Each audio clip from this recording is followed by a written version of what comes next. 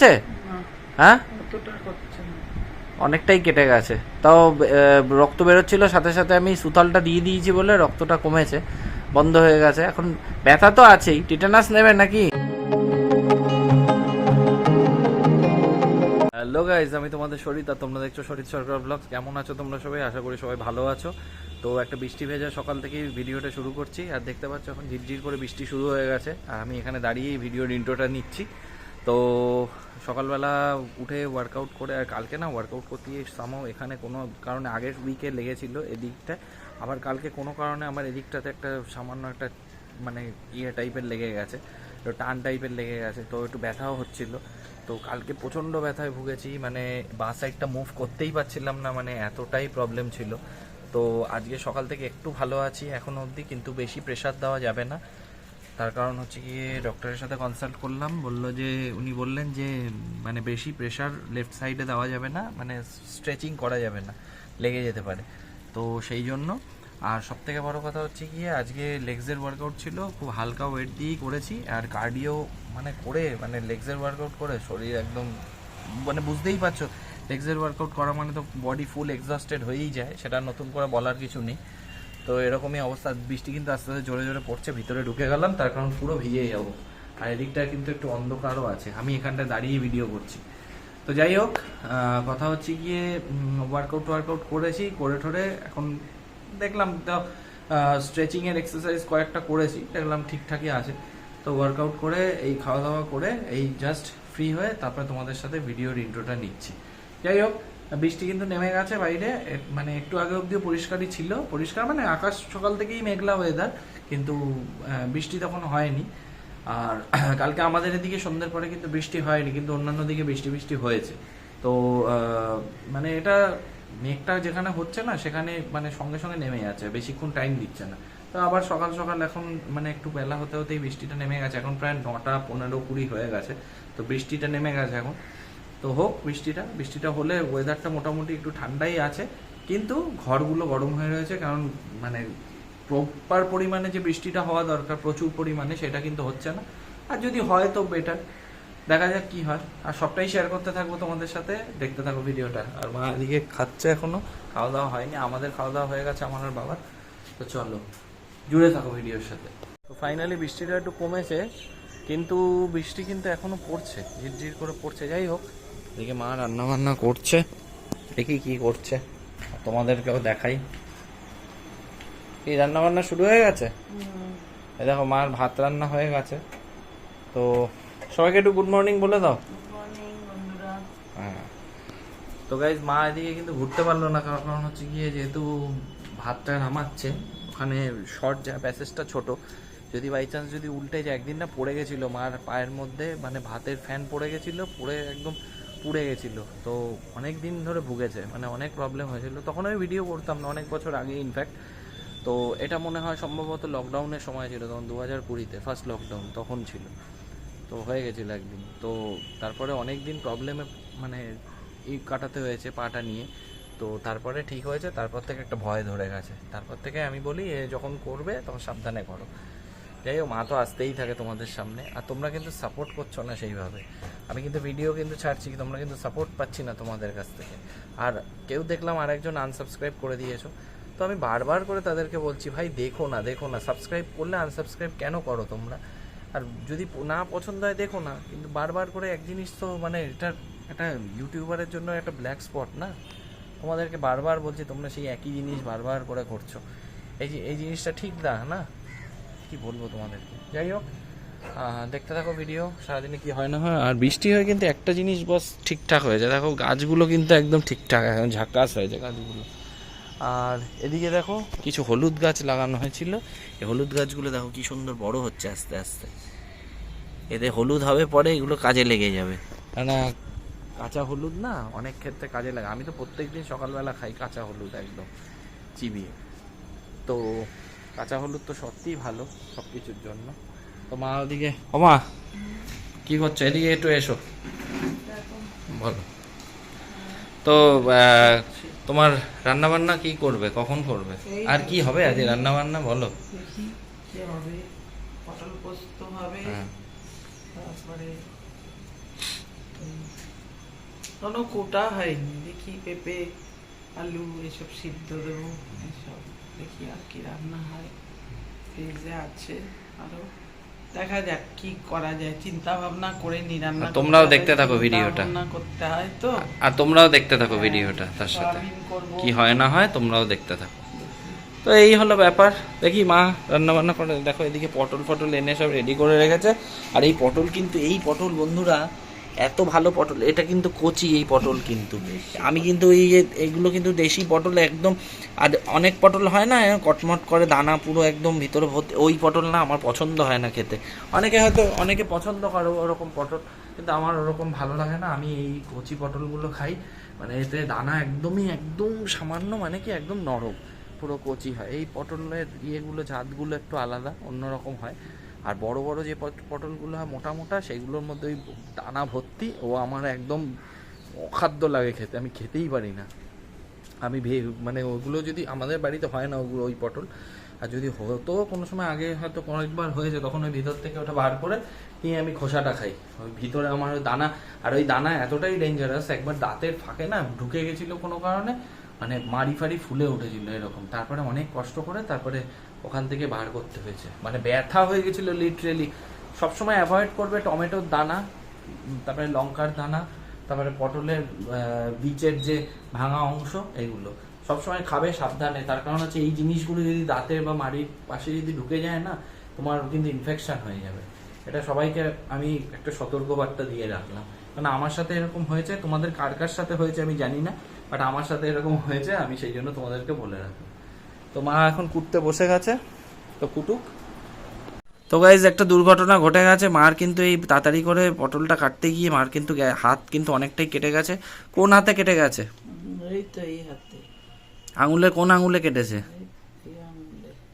এই আঙুলটা কেটে গেছে গাইজ, রক্তও বেরিয়েছে। আমি কিন্তু সাথে সাথে সুতার লাগিয়ে দিয়েছি, অনেকটা কিন্তু ব্যথা।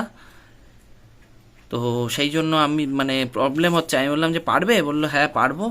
হঠাৎ তাড়াহুড়ো করছিল ফাট করে। আরে আমি আগের দিন তোমাদেরকে দেখালাম যে এই বটিতে কিন্তু প্রচণ্ড ধার, আর সেই জন্য কিন্তু কেটে গেছে, সেই জন্য কেটেও গেছে।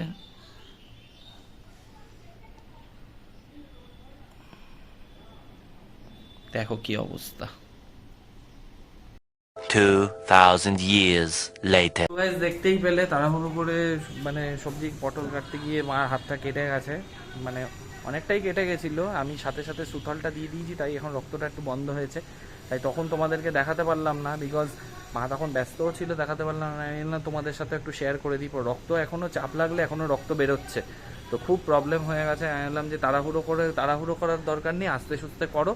এই আগেও একবার মার এরকম হয়েছিল, তখন তো মানে আঙুলের মাথা অনেকটা ডিপ হয়ে গেছিলো। আজকে অতটা ডিপ হয়নি, বাট ডিপ না হলেও কিন্তু কেটেছে, অনেকটা কেটে গেছে, খারাপ লাগছে। সবজি কাটতে গিয়ে তাড়াহুড়ো করতে গিয়ে হাতটা গেল কেটে, কি বলি বলো তো। আর আজকে গাড়িটাকে গাইজ স্টার্ট দিয়ে দিলাম, তার কারণ হচ্ছে দুদিন চালানো হয়নি। কারণ সবসময় বলে দিয়েছে জাকিরদা যে গাড়িটাকে সবসময় ওয়ার্ম করিয়ে রাখতে ইঞ্জিনটা। এই যে একটু শুনতেই পাচ্ছ সাউন্ডটা, এখানে কিন্তু সাইলেন্সারটা ভালোই গরম হয়ে গেছে, মানে ইঞ্জিনটা ওয়ার্ম হয়েছে আর কি।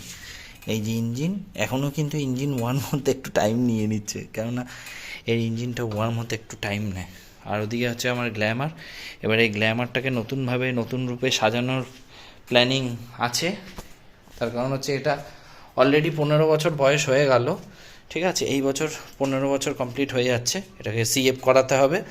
আর এই গাড়ি কিন্তু আমি কিন্তু ছাড়বো না, তার কারণ হচ্ছে এর যে ইঞ্জিন, এই যে জিনিস হন্ডা ফিট করে দিয়েছে, যে প্রোভাইড করেছে, বস কোনো কথা হবে না।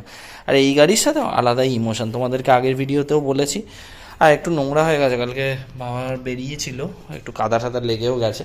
ও ঠিক আছে, ওয়াশিং হবে যখন তখন হয়ে যাবে। তাও অতটাও লাগেনি, মোটামুটি কমই লেগেছে। কিন্তু এটার এই সাইড প্যানেল সব চেঞ্জ হবে, পুরো সেম টু সেম। এবং এই ভাইজারটাও চেঞ্জ হবে, কেননা এটা নিচ থেকে একটু ফেটে গেছে, এটা অনেক দিন ধরে ড্যামেজ রয়েছে। তো এটা সবই চেঞ্জ হবে, পুরো কিছুই থাকবে না, সব পুরো গাড়ি পুরো নতুন হয়ে যাবে। আর তোমরা সবটারই সাক্ষী থাকবে, তোমরা সবটাই দেখতে পাবে। এই দুটো জিনিস কিন্তু, এই দুটো গাড়ি কিন্তু আমার ফ্যামিলি মেম্বারই বলতে পারো। তার কারণ হচ্ছে গিয়ে এদের সাথে বহু বছরের পুরনো রিলেশন। আর সবথেকে বড় কথা হচ্ছে কি, এর আমার একটা ইমোশন। এই বাইক মানে হচ্ছে গিয়ে, তোমাদেরকে আগেও মানে অনেক সময় অনেক ভিডিওতে বলেছি যে বাইক হচ্ছে ছেলেদের কাছে একটা ইমোশন, ঠিক আছে? তো প্রত্যেকটা ছেলেই মানে টু হুইলারকে ভালোবাসে। আর যারা যেসব ছেলেরা বাইক ভালোবাসে না তাদেরকে কিছু বলার নেই। মানে বাইক মানেই হচ্ছে ছেলেদের ইমোশন, আবেগ, ভালোবাসা, এগুলো। আর বাইক আমার ভালোবাসা বাইকের প্রতি ছোটবেলা থেকেই। এর কাছে পৃথিবীর সব ভালোবাসা ফিকে হয়ে যায়। তার কারণ হচ্ছে কি, এর ভালোবাসাটা না মানে নিঃস্বার্থ হয়। সবাই তোমাকে ছেড়ে চলে গেল, এই বাইক কিন্তু তোমাকে কখনো ছাড়বে না। আর এই যে অনেকে বলে না এই বাইকের দোষ, ওই বাইকের দোষ, এটা কিছুই না। দোষ হচ্ছে রাইডারের। আমরা যখন গাড়ি রাইড করি, ওটা কিন্তু একটা মেশিন। ওকে আমরা যেভাবে অপারেট করবো সেভাবেই মানে চলবে। ওকে যদি আমি 100 কিলোমিটার স্পিডে যদি রেফ করাই, ও 100 কিলোমিটার স্পিডেই কিন্তু যাবে, ঠিক আছে? আমি যদি ওকে 30 স্পিডে রেফ করাই, ও কিন্তু 30 স্পিডেই যাবে। তো কন্ট্রোলটা নিজেকে রাখতে হবে, ঠিক আছে? আমরা যখন লংয়ে যাই, লং রাইডে যাই, তারাপীঠে যাই যখন আমরা, তখন কিন্তু আমরা গাড়ির স্পিডকে ইকোনমি জোনে রাখি। তাতে কি হয়, গাড়িটাও ঠিকঠাক স্মুথলি চলে আর মাইলেজটাও ঠিকঠাক পাওয়া যায়, ঠিক আছে? যেমন ওই কাকুর গাড়িতে দেখেছ, ওর তো এখন এফআই, আমাদেরগুলোতে এফআই নয়, কার্বোরেটেড ইঞ্জিন।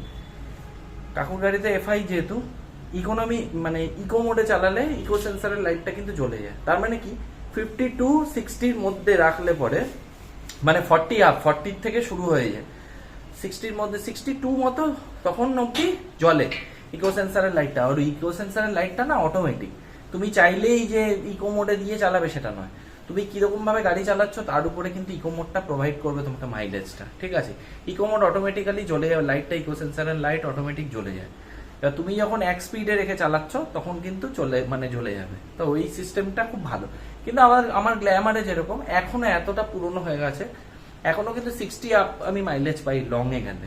আর লোকালে ছেড়ে দাও, লোকালে কোনো গাড়ি 100 সিসির গাড়িও মানে 40-এর উপর মাইলেজ দিতে পারবে না, তার কারণ যা অবস্থা লোকালে। আমি কিন্তু এখনো স্টিল মানে লং এ যখন যাই, তারাপীঠে যখন যাই বা অন্য কোথাও যাই, তখন কিন্তু 65ও কখনো কোনো মানে সময় কিন্তু আমি কিন্তু মাইলেজ অ্যাচিভ করি। তার কারণ কি, ইকোনমিক জোনে চালালে পরে তাহলে কিন্তু মাইলেজটা ঠিকঠাক পাওয়া যায়। আর আমাদের গ্ল্যামারের ইকোনমি জোন হচ্ছে 40, ওখানে লেখাই আছে, ওই পার্টটাতে মেনশন করা আছে ইকোনমি। তো ওইখানে ধরে যদি চালানো হয় তাহলে কিন্তু মাইলেজটা বেটার দেয়। আর এই গ্ল্যামারটা এত স্মুথ, আর এর সাথে এতটাই একটা ইমোশন, একটা কানেক্ট হয়ে গেছে না, মানে এটা জাস্ট অন্য কোনো গাড়ির সাথে হবে না, জাস্ট হবে না। আর আমি এমন একটা মানুষ না, আমি যে কোনো গাড়ির সাথে না কানেক্ট করতে পারি নিজেকে। কারণ গাড়ির ভাষাটা আমি বুঝতে পারি। মানে যখন ইঞ্জিন অয়েল চেঞ্জ করার হয় তখন বুঝতে পারি গাড়ির সাউন্ড চেঞ্জ হয়ে যায় অন্যরকম। ছোটবেলা থেকে, এটা বলতে পারো প্র্যাকটিসের উপর ডিপেন্ড করে। কারণ ছোটবেলা থেকে গাড়ি নিয়ে ঘাটতে এরকম একটা ভালোবাসা তৈরি হয়ে গেছে। এই ভালোবাসাটা একদিনে তৈরি হয়নি, কিন্তু আমি জানি ছেলেদের কাছে বাইকটা হচ্ছে মানে সব থেকে প্রথম ভালোবাসা, ঠিক আছে? কোনো নারীর ভালোবাসা না হলেও চলবে, কিন্তু বাইকের ভালোবাসা সবার আগে দরকার, ঠিক আছে? না মানে নারীরা তোমাকে মানে আজকে ভালোবাসবে, কালকে তোমাকে ছেড়ে চলে যাবে, কিন্তু বাইক কিন্তু তুমি যদি এই জিনিসটাকে ভালোবাসো, এটা কিন্তু তোমার সঙ্গী হয়ে থাকবে সারা জীবনে, তোমার সুখ দুঃখের সঙ্গী হবে, কিন্তু কখনো তোমাকে ছেড়ে যাবে না, ঠিক আছে? তো সবসময় সবাইকে আমি একটা কথাই বলবো, যারা বাইককে ভালোবাসো তারা কিন্তু অবশ্যই বাইককে ভালোবাসো। আর বাইকের উপরে কিছু নেই, বাস ছেলে মানেই বাইক, একটা আলাদা ইমোশন। ছেলে বলে না, এখন দেখছি অনেক লেডি বাইকারও আছে। তো তাদেরকে আমার তরফ থেকে অনেক বেশি কংগ্রাচুলেট করি, আমি তাদেরকে কংগ্রাচুলেশন জানাই। তার কারণ হচ্ছে এখন মেয়েরাও প্রচুর রাইডার হয়ে উঠে আসছে প্রচুর, কারণ আমার খুব ভালো লাগে এবং মানে আমি অ্যাপ্রিসিয়েট করি তাদেরকে, ঠিক আছে? যারা বাইক ভালোবাসে। আমি নিজে বাইক লাভার, অ্যাজ ওয়েল অ্যাজ যারা বাইক রাইড করতে ভালোবাসে তাদেরকেও আমি খুব পছন্দ করি, অ্যাপ্রিসিয়েট করি তাদের রাইডিংটাকে, ঠিক আছে? তো গাইজ দেখো, মার কিন্তু রান্না বান্না অনেকটা হয়ে গেছে। এখানে ভাত হয়ে গেছে, আর এখানে কিন্তু পটল দিয়ে, এটা তেল পটল করেছো তো? তেল পটল হয়ে গেল, এই জাস্ট নিয়ে এসে রাখলো। আর এদিকে আছে আলু ভাজা। আর এখন তোমার হাত কেটেছে, ব্যথা করছে? হ্যাঁ, অনেকটাই কেটে গেছে। তাও রক্ত বেরোচ্ছিল, সাথে সাথে আমি সুতালটা দিয়ে দিয়েছি বলে রক্তটা কমেছে, বন্ধ হয়ে গেছে। এখন ব্যথা তো আছেই। টিটানাস নেবে নাকি? টিটানাস বলছে না, আমার ইঞ্জেকশনে ভয়, আমি টিটানাস নেবো না। তো ঠিক আছে, আর কি, অবশ্য খুব একটা বেশি কাটেনি, ডিপ কাট হয়নি, অল্প কেটেছে, কিন্তু রক্তটা কিন্তু বেরিয়েছে গাইজ, ভালোই। তো এই হলো ব্যাপার। উনি কিন্তু থামছেন না, দেখো একটার পর একটা কাজ কিন্তু চলছে, ঠিক আছে? তো ঠিক আছে, কাজ করতে থাকো তুমি, ঠিক আছে? গাইজ মার কিন্তু এদিকে রান্না বান্না সব কমপ্লিট, আর এখন মাজা ধোয়াধুয়ি করছে সব। ওখানে এখনো মনে হয় একটু বাকি আছে। আর এদিকে দেখো সয়াবিন বানিয়েছে, ও মাই গড, দেখো কি দুর্দান্ত, এটা আমার কিন্তু ফেভারিট। আর ওদিকে সেদ্ধ, মানে আলু সেদ্ধ, পেঁপে সেদ্ধ। আর পেঁপেটা আমি এখন একটু খাচ্ছি, বিশেষ মানে পেটটাকে ভালো রাখার জন্য সবসময় পেঁপেটা আমি অবশ্যই খাই। আর আমাদের তো গাছও রয়েছে, সেই জন্য পেঁপেটাও মানে প্রায়ই আমাদের পাড়া হয় গাছ থেকে, তো পেঁপে খাই। তো ওদিকে আমার জন্য হয়েছে ডিম সেদ্ধ, বাবা সয়াবিন খায় না, সেই জন্য বাবার জন্য ডিম সেদ্ধ হয়েছে। তো আর বয়েলড আলু আর এই পেঁপে তো আছেই, এই হলো ব্যাপার। আর কি হয় না, একটু আগে একটা ফ্রেন্ড ফোন করেছিল, তো ওর সাথে অনেকক্ষণ ধরে একটু গল্প টল্প হলো, বেশ অনেক দিন পরেই ফোনটা করেছিল, তো কথাবার্তা হচ্ছিল, এই হলো ব্যাপার। আর কি বলবো, আর হচ্ছে গিয়ে এই চলছে। আর তোমরা আর দেখো, একটু আগে অবধি কিন্তু বৃষ্টি হচ্ছিল ঝিরঝির করে, আমার এখনও মাথার চুলগুলো ভিজে, আমি ভিজে বাইরে দাঁড়িয়ে দাঁড়িয়ে কথা বলছিলাম, কিন্তু এখন আবার খটখটে রোদ উঠে গেছে। আর এই রোদ না মানে গায়ে লাগানো যাচ্ছে না, এত তেজ। ঠিক আছে, তো দেখতে থাকো, ভিডিওর সাথে জুড়ে থাকো, ঠিক আছে। আর আমি তো তোমাদেরকে একটু একটু করে ঝলক দেখাতেই রয়েছি, ঠিক আছে, এই হলো ব্যাপার। আর অশ্বিনী হেয়ার অয়েলের বটলটা শেষ হয়ে গেছে, ওটাকে আবার আনতে হবে, ওই যে কাকুর কাছ থেকে আনি, তো ওই কাকুর কাছ থেকে আনতে হবে। 2টো ফাইল অলরেডি মাখা হয়ে গেল, তো আরেকটা আনতে হবে। আমি ছোটো ফাইলটাই নিই, যেহেতু আমার বেশি লাগে না, হিউজ কোয়ান্টিটিতে লাগে না, সেই জন্য আমি ছোটো ফাইলটাই নিই, তো ওই ফাইলটাই নেব। তো কাকুর কাছে অ্যাভেলেবেল থাকে সবসময়, আমি 2 দিন আগে জিজ্ঞাসা করলাম, বললো হ্যাঁ অ্যাভেলেবেল আছে। তো ছোটোটা অ্যাভেলেবেল আছে কিনা পার্টিকুলারলি আমি সেইটার জন্যই গেছিলাম, তো বললো হ্যাঁ অ্যাভেলেবেল আছে। তো আনলাম যে ঠিক আছে, আমি একদিন নিয়ে যাবো এসের মধ্যে, আর তুমি কিন্তু রেখে দিও। বললো ঠিক আছে, তুমি আসো, কোনো চাপ নেই, ঠিক আছে। আর কাকুর হচ্ছে এমন একটা দোকান, সব কিছু অ্যাভেলেবেল থাকে, বেশিরভাগটাই অনলাইনে নিই, কিন্তু কখনো কখনো আবার ওই দোকান থেকেও নিতে হয়, ঠিক আছে, এই হলো ব্যাপার। তো গাইজ দেখতেই পাচ্ছ কীরকম রোদ উঠে গেছে, আর এই রোদ ওঠার জন্য জামা কাপড়গুলো সব মেলে দেওয়া হয়েছে, তার কারণ এতক্ষণ ধরে সকাল থেকে একবার করে মেলছি, একবার করে আবার তুলে নিচ্ছি, এরকম করতে করতে ফাইনালি এখন কড়া রোদটা উঠেছে, এই রোদে পুরোটাই শুকিয়ে যাবে। তো সেই জন্য মাকে বললাম, মা কিছুটা মেলে দিয়েছে, আমি কিছুটা মেলে দিলাম, তো সব কমপ্লিট। আর আকাশটা জাস্ট দেখো, আর সেই লেভেলের রোদটা উঠেছে, আর গরমটাও সেরকম দিচ্ছে ফাটিয়ে, ঠিক আছে। তা থাক শুকাক এগুলো, আর আমি আমার কাজগুলো সেরে নিই। তো গাইজ আমি রেস্ট নিয়ে উঠে গেছি অনেকক্ষণ আগেই। আর সব থেকে বড় কথা হচ্ছে আজকে রোদ্দুরটা মানে বিকেলে এখন তো বিকেল হয়ে গেছে, দুপুরের পরে কিন্তু মানে মেঘ করে এসেছিল খুব, কিন্তু বৃষ্টি কিন্তু এইভাবে হলোই না, মানে ছিটে ফোটা হলো, হালকা পাতলা হলো, হয়ে কিন্তু আবার কিন্তু জেগে সেই রোদ। তো এই ওয়েদারের কোনো মানে মাথা মুন্ডু নেই, কোনো প্রেডিকশান করা যায় না, যখন তখন নেমে যায় যে কোনো সময়। আমি একটু বেরিয়েছিলাম, মানে তোমাদেরকে কি বলবো, পুরো বাইক নিয়ে বেরিয়েছি, পুরো ভিজে গেছি, তো মানে যা তো অবস্থা, এরকমই হয়। ও পুজোর যত এগিয়ে আসবে ওয়েদার তো এরকমই থাকবে, আনপ্রেডিক্টেবল ওয়েদার, কোনো মানে প্রত্যেক বছরের মতো একই জিনিস। এই জায়গাটা এত রোদ পড়ছে, মানে জাস্ট তাকাতে পারছি না, এরকম একটা ব্যাপার। এই গাছের ছাওয়াতে চলে এলাম। তো আজকে না সত্যি মনটা খুব ভালো নেই একদমই, যে মার হঠাৎ করে হাতটা কেটে গেছে এরকমভাবে, মানে তাড়াহুড়ো করে, অ্যাকচুয়ালি কাজের পরে একটার পর একটা কাজ থাকে, তো মারও একটু মানে টেনশান থাকে, তাড়াও থাকে কাজের, একটু তাড়াহুড়ো করে করতে গিয়ে ফাট করে মানে এইটা মানে হাতের আঙুলের সাইড দিয়ে পুরো কেটে গেছে। তো ভাগ্য ভালো সুতলটা এখানে, সুতল অ্যান্টিসেপটিক স্প্রেটা এখানে ছিল, তো ওটা দিয়ে স্প্রে করে দেওয়াতে রক্তটা বন্ধ হয়েছে, প্রচণ্ড জ্বালা করছিল। তো এবারে মা এমনি কাটা ছেঁড়া এই সমস্ত জিনিস খুব ভয় পায়, রক্ত দেখতে ভয় পায়। আমি বললাম তুমি তাকিও না, বললো রক্ত দেখে কীরকম লাগছে। বললাম ঠিক আছে, তুমি হাত দিয়ে রক্ত বেরোচ্ছে, তুমি হাতের দিকে তাকিও না, আমি সব এটি করে দিলাম। তো যাই হোক, ঘুমাচ্ছে এখন, মানে একটু ব্যথা রয়েছে বললো, তাই বললাম যে হাতটা যখন ব্যথা রয়েছে তুমি একটু রেস্ট নাও।